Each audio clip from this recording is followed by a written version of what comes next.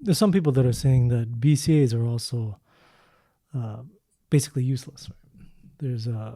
There's a couple studies that have shown, I don't know if they're set up the similar way that HMB was, but what are your thoughts on BCAAs? Are they worth taking? Or is there the same context issue there?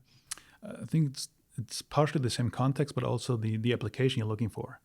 If you are a person that is interested in just mainly building muscle mass, and you're already taking a protein where you basically get your essential amino acids and your BCAAs already, to add more BCAAs to that might not necessarily actually give you a lot of benefit. BCAAs actually shine when it comes to recovery. So if you basically are looking for an ingredient to support recovery, then BCAAs are really a good ingredient for that. If you're looking for purely muscle building, BCAAs have the limitations and obviously are directly competing with a protein or an HMB in that category. Okay, and we were talking a little earlier about the ratios of BCAA. Could you explain the role of the BCAAs? So there's the three. There's leucine, isoleucine, and valine. But why can't we just take the leucine? Why do we need the other two? Right. But basically, if we look into overall the science of what in protein actually builds muscle, you basically know that the essential amino acids are as good as the whole protein. If you further break it down, BCAAs are, from a stimulatory point of view, as good, and then actually leucine is the most crucial one. However, I cannot just give a person leucine alone. The reason for that is that we have a transporter that absorbs BCAAs, meaning all three of them. If I give a person just leucine, then actually I'm depleting the other two amino acids in your blood, and that has a negative health aspect. So that's why I'm trying to actually supplement with BCAAs to give them all three, meaning that there's no depletion of the other ones from just giving leucine.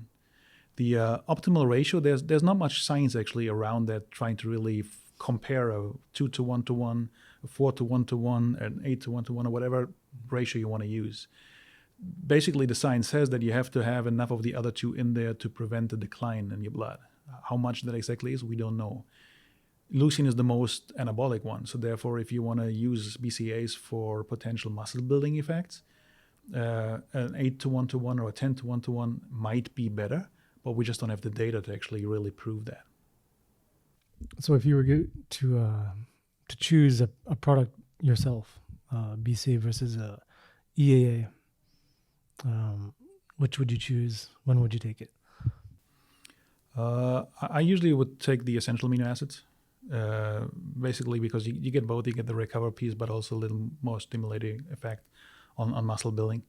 And I think when to take it, there are obviously two theories. Either you want to take it before exercise, making sure that you have it in your system when you actually do the damage. Or there's a theory, basically, you're taking it after exercise. And whenever it comes to like a recovery, usually it's taken after exercise. And the reason for that also for muscle building is that you have the stimulatory effect of exercise. And you have your window basically where you're increasing muscle protein synthesis. The window is larger than we originally thought. You basically have sufficient stimulation for many, many hours, if not a day. So therefore, if you're taking it for basically increasing muscle mass, I would take it actually after exercise as a post-workout. Okay.